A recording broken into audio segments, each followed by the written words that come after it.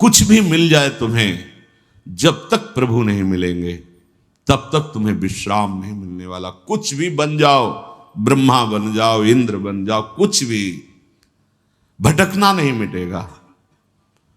प्रभु की बड़ी कृपा है कि भटकना मिटने वाला समय आ गया है हमारा। अब भटकना नहीं है, अब हमें प्रभु की प्राप्ति ही करनी है। कल के प्रसंग में चल रहा था जैसे एक स्मृति, दूसरा स्मृति निरंतर चलाने के लिए नाम जप, तीसरा भगवान की बड़ी कृपा है और मुझे इसी जन्म में भगवत प्राप्ति होगी, और चौथी बात सब में श्री भगवान हैं। ये पहली स्वीकृति साधक के हृदय में होती है, फिर सब स्वयं श्री भगवान ही बने हुए हैं। उसके आगे कह रहे हैं कि यदि आपके हृदय में ये बात जीवन में नहीं आई तो चूक हो जाएगी। भगवान ने गीता जी में कहा अद्वेष्टा सर्वभूतानां। पूरी सृष्टि में देख लीजिए, किसी के प्रति आपकी दुश्मनी तो नहीं है। श्री जी की प्राप्ति के लिए तैयारी करो। जो कल चर्चा उसके आगे का है विषय अद्वेष्टा सर्वभूतानां। किसी भी संसार के किसी भी व्यक्ति से तुम्हारी दुश्मनी तो नहीं है। अगर एक से भी होगी तो बिगड़ जाएगी पूरा सिद्धांत हमारा। बहुत सावधानी से सुनो। किसी भी प्राणी के साथ किसी भी प्रकार से यदि मन में तुम्हारे द्वेष बन चुका है, फौरन निकालो। उसका उपाय है, अनुभव का उपाय है। जहां वो सामने दिखाई दे मन से प्रणाम करो, सर भी झुकाओ। तुम्हें अपना काम बनाना है, वहां भगवान ही है, दूसरा नहीं है। और जब एकांत में उसका चिंतन हो तो तत्काल आंतरिक प्रणाम करो, प्रभु आप मुझे बचा लो, प्रभु आपसे द्वेष हो रहा है। नाथ, आपकी बाहरी ऐसी चेष्टाएं हैं कि मैं समझ नहीं पा रहा हूं और आपसे हमें द्वेष हो रहा है, दोष दर्शन हो रहा है, अंतर और बाहर दोनों से। अंतर में जब आवे तो तत्काल उसको प्रणाम करो, वृत्ति में आएगा वो और जलन पैदा होगी। बार बार आपको क्षमा मांगनी, मेरे से गलती हो रही प्रभु, मैं आपको ना जानकर आपसे द्वेष कर रहा हूं। और बाहर जब सामने आवे तो पूज्यपाद सिउड़िया बाबा जी ने कहा जो तुमसे द्वेष करे ना बोले, अपनी तरफ से उससे राधे राधे बोलो। राधे वो जो कर रहा है उसका असर आपके ऊपर नहीं होना चाहिए। आपको इस द्वेष का असर काटना है। वो हो सकता है आपके साथ फिर ऐसा बर्ताव करे कि आपको लगे कि अब तो द्वेष पक्का ही हो रहा है क्योंकि हम बार बार प्रणाम कर रहे हैं, ये वैसा ही नहीं। ये बहुत बड़ा भगवत प्राप्ति में विघ्न है। इसलिए भगवान ने कहा अद्वेष्टा सर्वभूतानां। इतना ही नहीं, ये जब बढ़ेगा तो आपका भजन छूट जाएगा। बहुत क्या होता है कि जैसे महापुरुष जन अपने हृदय को देखते हैं ना, वही बात वो बोलते हैं, वही बात लिखते हैं। भजन क्यों रुका, भजन क्यों छूटा, हमारा लक्ष्य क्यों बदल रहा है, ये अंतर के चिंतन से। जैसे कि महापुरुष जन दूसरे के मन की बात जानते हैं, आप इस धोखे में मत रहना, क्योंकि उनके पास इतना समय नहीं है, वहां कोई दूसरा नहीं। अपने मन को देखा जाता है, पूरी सृष्टि के मन की बात जान ली जाती है, क्योंकि कनेक्शन सब उसी परमात्मा तत्व का है।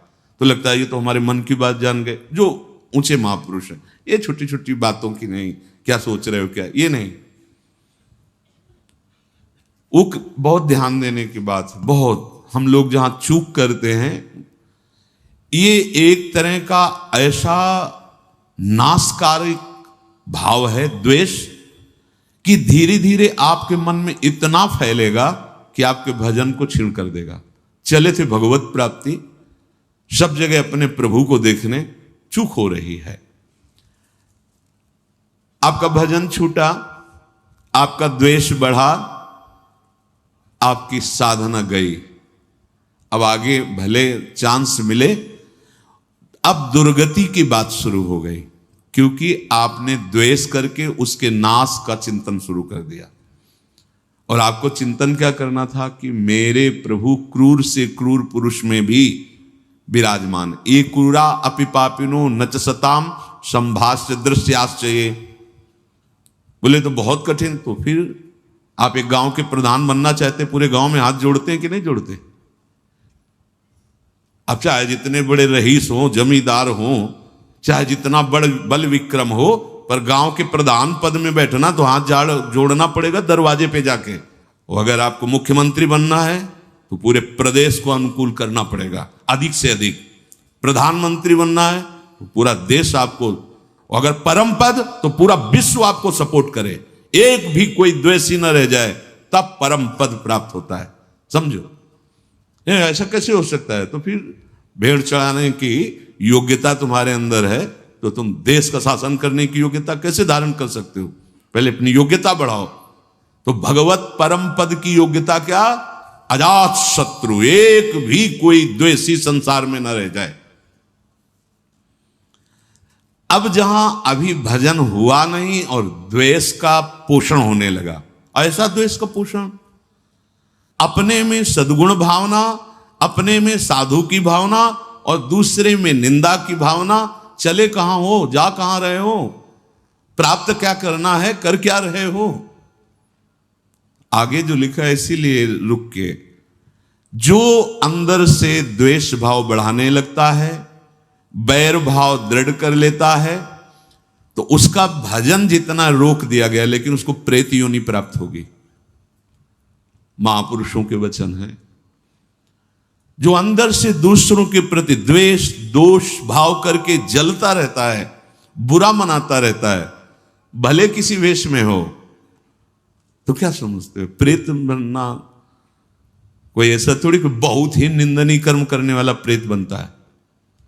ब्रज के भक्तों में ठाकुर जी का अमन्य ठाकुर जी को अर्पित नहीं किया और उसका प्रयोग तो प्रेत योनि को।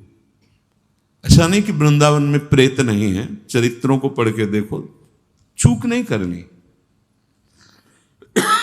हाँ, ये जरूर है कि एक जन्म केवल, और तो काहे को भुगतोगे, काहे को परेशान होगे? देखो ना, यहां टांग टूट गई है, कीड़े पड़े हैं, वो सड़ रहा है, यहां भी तो देख रहे हो ना। अब यही का जीव है, अपराध कर लिया है, अब उसको पवित्र कर रही रजरानी, शरीर छूटेगा, श्री जी को प्राप्त हो जाए एक जन्म। तो काहे को इतना लंबा वियोग प्यारी जू से सहो? सुधार करना है तो सुधार करो ना। यदि तुम्हारे हृदय में भजन रुक गया, द्वेष बढ़ गया, और ये पक्का हो जाएगा, निंदा होने लगती है।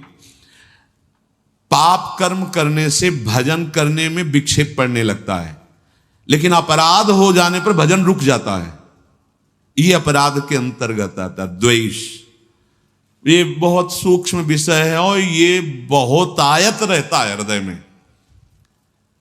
वो बिल्कुल आपसे कुछ न कहे, लेकिन आपसे आगे बढ़ा जा रहा है, ये बर्दाश्त नहीं होगा और निंदा शुरू हो जाएगी। अरे आए काहे के लिए हो? क्या करने आए हो? क्या कर रहे हो? अपने से प्रश्न करो। क्या जानने आए हो? क्या पाने आए हो? उन्नति किसे कहते हैं? अवनति किसे कहते हैं? ये परिचय आप अपने अंदर देखो, बाहर थोड़ी देखना है। मेरी बात मान लेना, मैंने द्वेष करने वालों को, सिद्ध महापुरुष के वचन हैं, भीषण प्रेत बनते देखा है। एक, आपको इसमें संशय न हो इसलिए कह रहा हूं, एक बड़े धनी, उनके भाई आए और उन्होंने कहा कि हमें अगर कुछ लाख रुपए मिल जाएं तो अमुक अमुक व्यापार कर लेंगे, फिर धीरे धीरे वापस कर देंगे। उनको लगा कि ठीक है भाई, चलो ऐसा कर लेते हैं। उन्होंने दिया और उनके तो मन में था ना कि मेरे भाई हैं, तो वापस नहीं किया और उनका शरीर पूरा हो गया। जिन्होंने दिया था महात्मा ने, वो इसी योनि को प्राप्त हुए और स्वप्न में आकर एक विशेष किसी महापुरुष को बताया कि मेरे से गलती हो गई, आप कृपा करके किसी भी तरह शासन करके वहां से पैसा मंगवा करके संतों के भंडारा में लगा दीजिए, मेरी मुक्ति हो। जरा सा भी शास्त्र विरुद्ध बर्ताव, ऐसा नहीं कि आप मनमानी आचरण करते रहें और आप भगवत प्राप्त हो जाएं, या आप बड़े पद पे हैं तो मनमानी आचरण कर सकते नहीं। आप सावधान होकर सुने, जो दूसरों से द्वेष करता है, वैर की वृद्धि करता है, ईर्ष्या करता है, मात्सर्य करता है, उसको प्रेत योनि प्राप्त होती है। और प्रेत योनि प्राप्त होने के पहले उसको नरक में यंत्रणा मिलती है। यह हम इसलिए नहीं कह रहे कि आप भयभीत हो जाओ भगवत मार्ग से, इसलिए कह रहे हैं कि फिसलो नहीं, सावधान हो जाओ। हमें यह निश्चय करना है कि जब हम भगवत प्राप्ति के मार्ग में चलें तो किसी से द्वेष नहीं करना। कई बार आपको सत्संग में सुनाया है कि लाला बाबू का रंगनाथ जी के सेठ से थोड़ा सा मनमुटाव पहले था, उसके कारण पूज्य बाबा जय कृष्णदास जी ने विरक्त भेष मंत्र कहने पर भी नहीं दे रहे थे। तब उनको बार बार लग रहा था मैं गुरु आज्ञा में चल रहा हूं, विरक्त। लंगोटी केवल लगाने लगे थे, केवल एक लंगोटी और भिक्षा पात्र बस, और बड़े भारी धनी मानी सेठ थे। विचार किया कि मेरे से कोई तो गलती हो रही। हाँ, रंगनाथ जी की सेठ से लाग डांटा, आंतरिक द्वेष, जाके भिक्षुकों की पंक्ति में खड़े हो गए। उसी दिन रास्ते में ही आते हुए बापू जी बाबा ने कहा लाला बाबू आज तुम्हें विरक्त भेष दे देंगे।